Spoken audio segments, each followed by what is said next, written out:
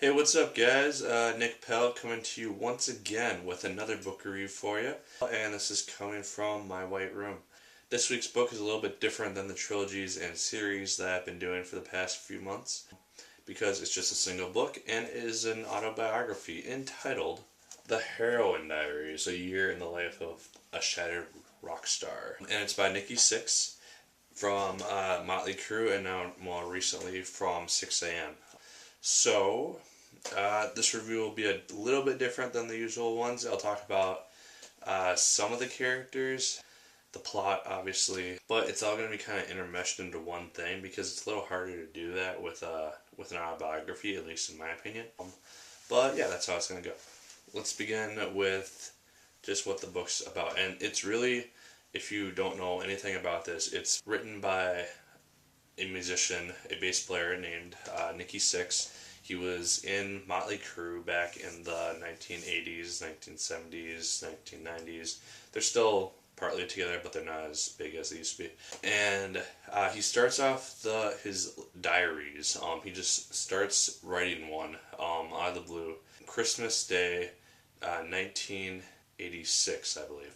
Yeah, he starts writing it December 25th, 1986, and he writes the whole thing for a year. And you see, and he writes in it really consistently, and you get to see what his life was like during this whole time. Because during this time, he was heavily involved in alcohol, cocaine, heroin, obviously due to the title. And heroin was his biggest addiction, and you get to see just how shattered his life is and how messed up it is during this whole thing.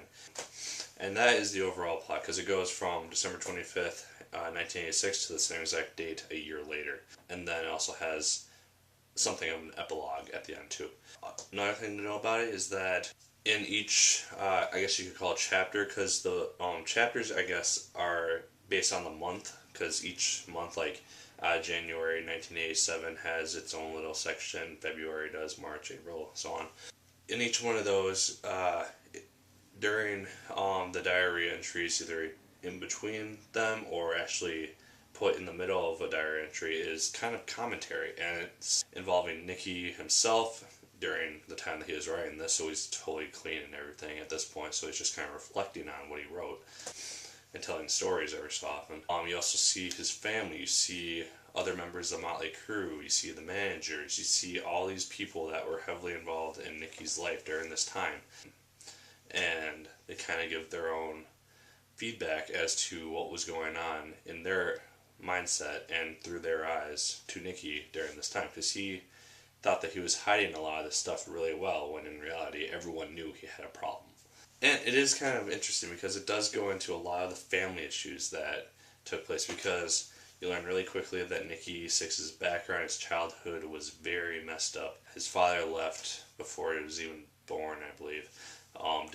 His father didn't have any place in his childhood. His mother and his grandparents were often in disputes. He would often live with his grandparents, and he would get two different stories as to why he went there. His mother advocated that her parents were trying to take him from her, and his grandparents were saying that his mother was a drug addict and kicked him out all the time.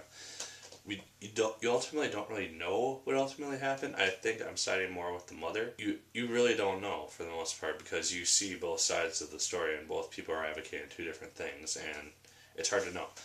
So it's kind of interesting. You see a lot of the family issues, you see a lot of the band issues. Motley Crue was not as well. You see a bunch of the Motley Crue issues, so that's one thing to know with that. I don't know. There's not a lot else I can go into with the plot, I guess. It's pretty straightforward. It deals with Nicky during Christmas to Christmas, and his life, his ups and downs, and his struggle ultimately through it. And one thing to know is that there is an album that goes along with this, if you don't know. I personally have had the album for a number of years. I tried to figure out what it went to, and I found it went to this book, so I got it and I read it. And it was good. The album is very good too. It actually picks out some quotes. It's narrated by Nicky at some points, and it's really interesting. But yeah, overall, I did really enjoy the book. I felt that it was a really interesting read. It's kind of cool to see, like, what a drug addict is going through their exact eyes, and which is something that you don't always get. And it's the first autobiography I've read in a while, so it was kind of a nice change from a bunch of the stuff I've been reading recently.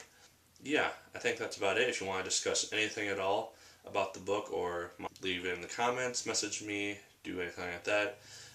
Like, favorite, comment, and subscribe to me, or like this video and whatnot if you so choose. And yeah, highly recommended. If you listen to Motley Crue, if you listen to Sixx A.M, if you are interested in autobiographies or Nikki Sixx himself, it's just a really good read. And I got through it in about 3 days, but that was mainly because I had to work one of the days, so I didn't get as much done. But it's about 413 pages, I believe. So it's pretty short. You can get through it really easily. But yeah, that's all I'm gonna say. I liked it, read it, love it. As usual, my name is Nick Pell, and as always, my good people, keep on reading.